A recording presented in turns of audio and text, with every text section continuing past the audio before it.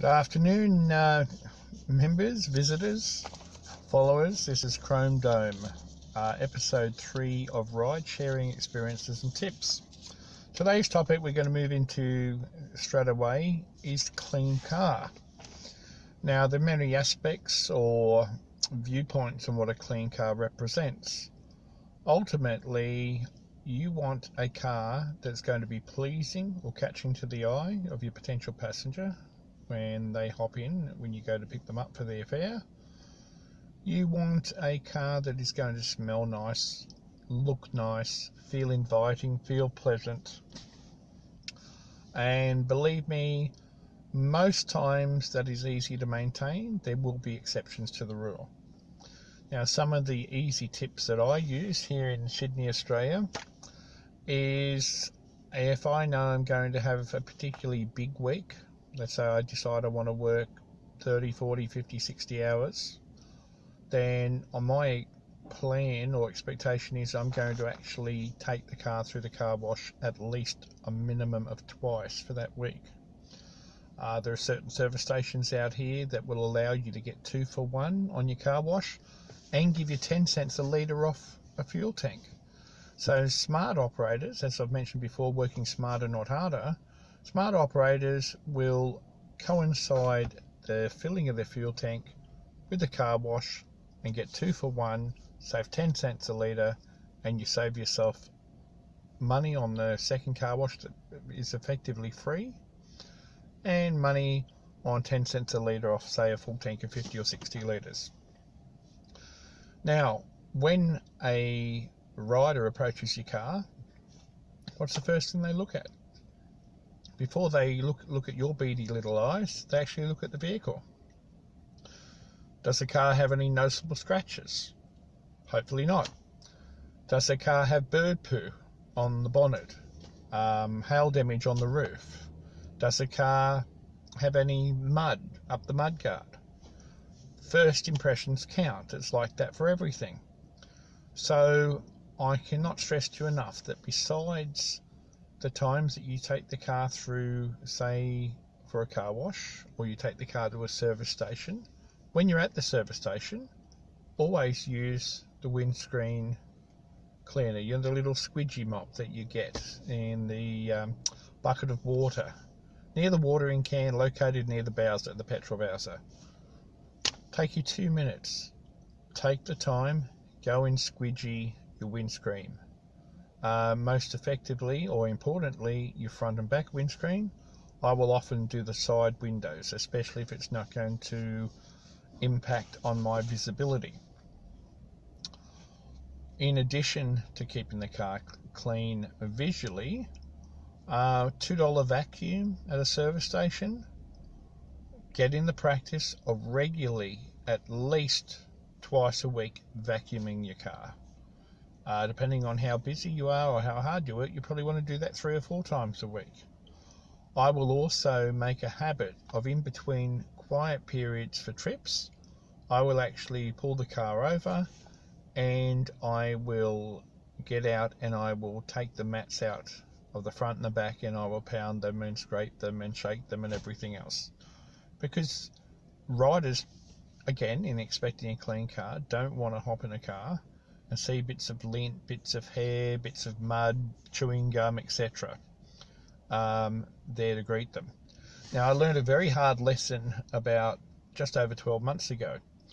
When I started doing ride-sharing trips, I always believe I take my top level to every fare.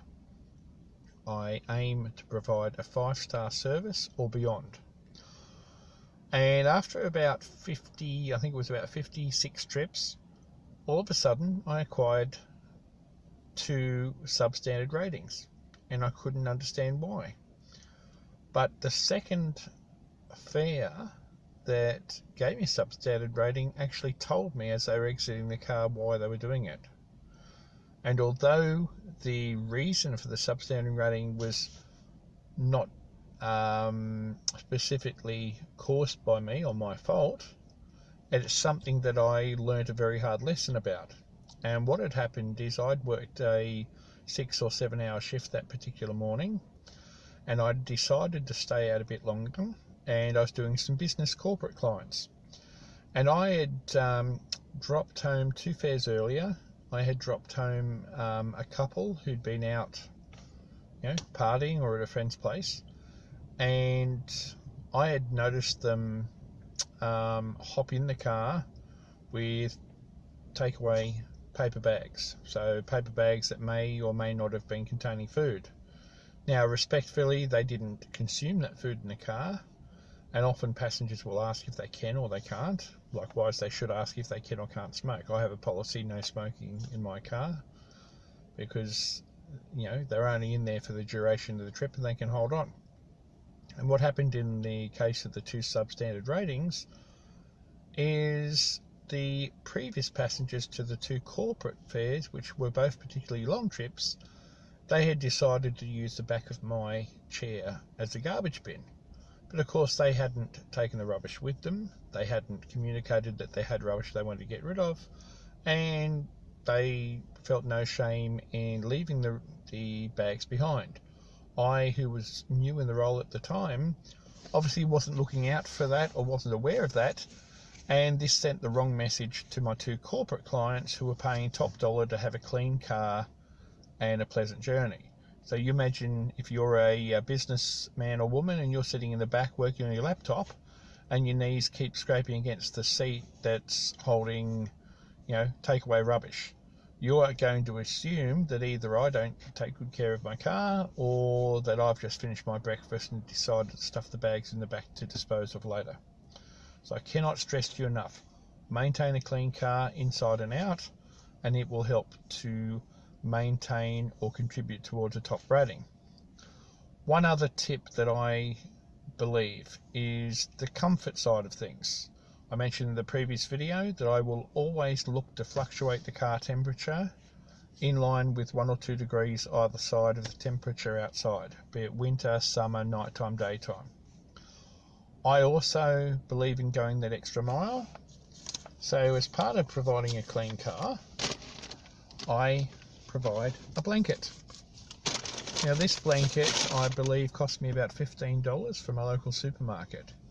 It is plush, it is soft, it smells nice, and it actually is really, really popular, especially with the female clients, because it's soft, it keeps you warm.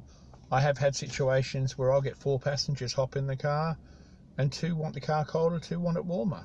The blanket helps solve that problem. I get this dry cleaned at least once a week. If there are any accidents, which we'll cover in future videos, then you might want to get it cleaned more often than that or replace it. Working towards the end of this video for cleaning the car, one of my other best friends is these air fresheners. Now, be aware, not all of them are good for use in the car. This one, as you can see, 2 swipes. I will always spray after a passenger leaves the car and just as I approached for the next trip.